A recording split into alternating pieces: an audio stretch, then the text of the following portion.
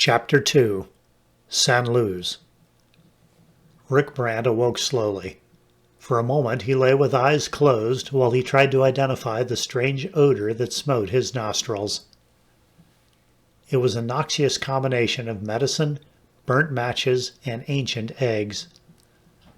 Then he remembered and sat bolt upright in bed. San Luz. The smell of the hot springs burned his nose even through the air conditioning system. It must be awful outside, he thought. It had been bad enough last night. He looked over to the other bed in the luxurious room and saw Scotty wrapped like a cocoon in sheet and blanket. For a moment he was tempted to heave a pillow at the ex-Marine, then reconsidered. Scotty needed sleep. Let him wake up naturally. Rick lay back on his pillow and closed his eyes. He could do with a little more shut-eye himself. So much had happened in the past few days that he was still spinning from the speed of it. The arrival of Dr. Esteban Balgos had upset Spindrift more thoroughly than anything else Rick could remember. He and Scotty had sat through hours of argument and heated debate. Jan and Barbie had given up when the scientific arguments got far beyond their ability to understand. Rick hadn't understood much either, but he had stuck it out to the end. The conclusion was that probably nothing could be done. There was simply no way to check the eruption of a volcano. If El Viejo was going to blow its top, well, that was that. But the Spindrift Scientific Foundation was not known for its eagerness to drop seemingly insoluble problems. So the staff had agreed that a study should be made at the very least. Hartson Brant had chosen Hobart Zirkin and Julius Weiss to work with him. Then he had persuaded an old friend, Dr. Jeffrey Williams, to drop his work for a short time and join the party. Dr. Williams was a noted seismologist. From the U.S. Geological Survey, Hartson Brant had borrowed Dr. David Riddle, a geologist with considerable experience in volcanology. The scientific team departed at once for San Luz, leaving Rick and Scotty to bring up the rear. The boys loaded scientific equipment into the Skywagon and took off for San Luz. It took 3 days for the little plane to make the trip, the longest flight of Rick's flying career. Only once before had he flown so far over water, and then only to the Virgin Islands. The plane had made it easily, but he and Scotty had sweated it out. Ordinarily, Hartson Brant would have taken the boys by commercial air, but he wanted Rick's plane on hand. Since the senior scientist did not know what difficulties the scientists might encounter, he wanted a way of making aerial surveys and photographs, plus ready communication with the mainland and nearby islands. The boys had arrived early the evening before, only to be whisked to the executive mansion where the governor of San Luz, the Honorable Luis Montoya, was holding a reception for the visiting scientists. The governor, a charming little man who looked like Rick's idea of a Spanish grandee, knew why the scientists were there, of course, but the secret was confined to the governor himself and to Balgos. Even Jamie Guevara, the lieutenant governor, did not know. The agreement was that the scientific group would seem to be interested only in the hot springs. The purpose of their visit, the governor had announced to the local press and radio, was to investigate the change in the springs that had ruined a Principal San Luz resort hotel. By 10 o'clock, when the reception ended, the boys were exhausted. But the end was not yet. They were riding in Zirkin's Jeep. 5 Jeeps had been assigned to the party by the governor, and Zirkin had to meet the last member of the party, Bradley Connell, a geologist borrowed from an oil company in Caracas, Venezuela, by Dr. Balgos. It was nearly midnight before the boys got to sleep, after nearly 3 days with minimum rest. So both were tired. In the middle of thinking how tired he was, Rick dropped off to sleep again. He awoke with Scotty's voice in his ears. "Come on, old buddy, Dad's calling a staff meeting in 15 minutes. Rick sat up. "How do you know?" "Didn't you hear the phone ring? Boy, you must be tired. Let's go. Time for a quick shower and coffee. I've had mine." Rick saw that a breakfast tray was on a bedside table. He had slept through Scotty's rising, shower, and delivery of breakfast. He shook his head, still groggy. A quick shower woke him up. He sipped coffee and ate toast while getting into his clothes, Then the two hurried down the corridor of the luxury hotel to the conference room Hartson Brand had taken over as a headquarters. The scientists were already there, taking seats around the room as the boys walked in. Rick looked at the new faces. It was the first time he had seen them in the daylight. Dr. Jeffrey Williams was a plump, round-faced man with a shock of pure white hair. Dr. David Riddle was tall, dark, lean, and heavily tanned. He looked like a mining engineer, or perhaps a forest ranger. Bradley Connell was short, heavy-set, with straw-colored hair, and the kind of complexion that is always sunburned and peeling so long as the days are hot, which meant always this close to the equator. "Let's get to work," Hartson Brand said. "It's obvious that visual inspection is not going to tell us much. We'll have to get tracings before we have any real idea what's going on under us. Dave, have you found anything of importance?" David Riddle shook his head. "No, it's a typical formation. Nothing unusual about it at all. El Viejo is simply a dead volcano. It's cone filled in and plenty of jungle on the slopes. The hot springs are just a seepage point, as Dr. Balgos knows. So far as I can tell, they're the weakest point, so if the mountain lets go, that's probably where the blow-off will come. Of course, this could be wrong, and there may be weaker channels we don't suspect. We'll know when we start shooting." Hartson Brand looked at Dr. Williams. "Anything to add, Jeff?" "No, not much. I've gone over the seismic data Esteban got from the seismologists in the area, and it's clear the epicenter of most recent earthquakes in the area is right under us. Something is happening down in the earth, under that mountain, but I can't say what it is. It may be volcanism, or it may be a fault shifting." Rick knew that a fault was like a great crack in the Earth's structure, but he had thought the scientists had agreed the earthquakes were caused by volcanic action.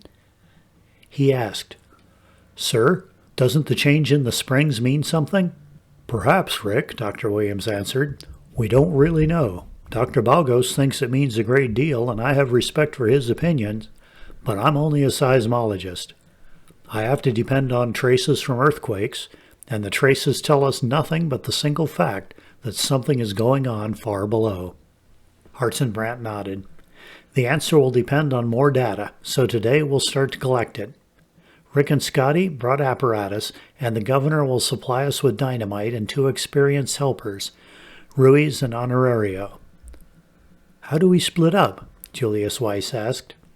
"Into firing and recording teams. Since we have only 2 recorders, we can have only 2 teams for data collection, but we can have 3 firing parties. Dave Riddle will work with Honorario, Brad Connell with Ruiz, and Hobart Zirkin with Rick and Scotty. Julius, you and I will form one recording party, and Esteban and Jeff will form the other. Each team will have a jeep.